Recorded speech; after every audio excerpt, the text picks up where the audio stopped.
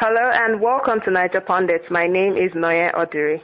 Nigeria was thrown into mourning today when another suicide bombing attack took place in a church in Kaduna State. NaijaPundit is following this story, and to help us throw more light on the matter, we have as our guest on the telephone lines the special advisor to the Kaduna State Governor on Religious Matters. We have Reverend Joseph John Hayab on the line. Hello, sir. Are you there? Can you hear me? Yeah, how are you? I'm very fine. Thank you so much for joining us. Thank you, too. First off, Reverend Hayab, we just want to confirm that there was actually a suicide bombing attack that took place in a church in Kaduna. Can you give some sort of background story of what took place earlier on today? Yeah, around some few minutes to 9 or after 9, I would say, a third bomber dropped in a jeep into St. Rita's Catholic Church in Ngwanyero, Malali, Kaduna, and ran into the building of the church. On the side, the choir and children were sitting, and the bomb in his car exploded. So far, actually, we've had some people dead. We are not so sure of the number because there were people that sustained injuries, and we are taken to the hospital. But at the time of the suicide bomb, around 3 people died, and many others injured. Already they are in different hospitals in the town now receiving medical attention. And the security agencies will swing into action to ensure that they prevent any reprisal attack in any part of Kaduna. And then religious leaders were called upon to pass on their youth, not to take the laws into their hands. And so far, so good.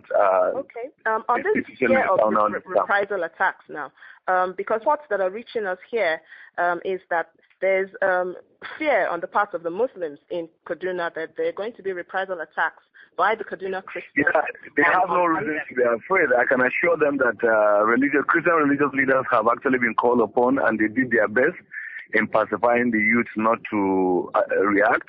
And especially areas that are seen to be flashpoint areas, efforts were done by pastors. And to this hour, because a bomb blast that occurred at 9 o'clock and is already after 1 now, and there is no reaction, shows that people have actually heeding to the call of their pastors, and there is no reaction. So the Muslims just calm down.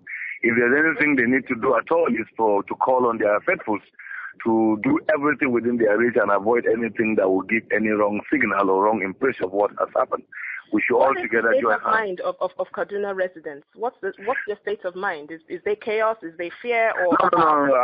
Yeah, of course there was fear at that time, but when people realized that if security was in place to ensure the down of law and order, when people heard from their religious leaders calling them to give peace, people are becoming calm now, and people are going about doing their normal business. I'm talking to you. I'm actually driving in the town, going around sensitive areas to ensure that people are sure that all is well.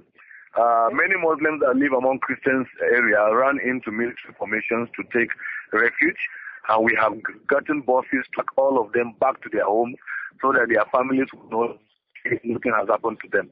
As I'm talking to you now, many of them are on their way going home. Okay, it's great that the security agencies seem to have gotten everything under control. Has there been any claim by any group or any sect as having carried out this attack? Not to our knowledge at this time. Not to our knowledge if there's any claim of responsibility. But we all know that today in Nigeria, the suicide bomb attack is nothing new. So if it happens even with or without claim, people can begin to guess the whole thing. What we need to be working is ensuring that this suicide attack stops and never happen again, whether there is claim or no claim. Okay, finally, so what would your advice be to Kaduna residents right now? What would you be advising them to do? Kaduna residents, my advice to them is that we must all join hands to fight the enemies of Nigeria. Nigeria is under attack by enemies, and we must all join hands to fight them.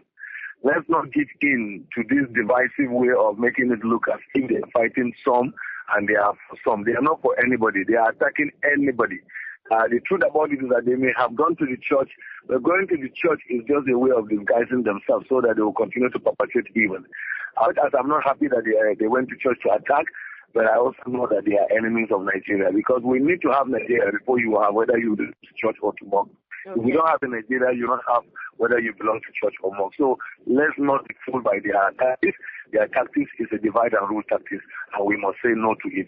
And our Muslim clerics must also come and join the clerics in condemning this. So we all need to work together to fight this evil. Yeah, when people hide under any religious cover, we need to condemn them together. Okay, thank you very much, sir, for speaking. So we'll keep in touch with you to find out what is going on in Kaduna State. Our condolences go out to the family and friends of those who lost lives, and of course all the residents of Kaduna State. Thank you so much. Thank you, amen. We appreciate this. Thank you. Thank you very much, sir.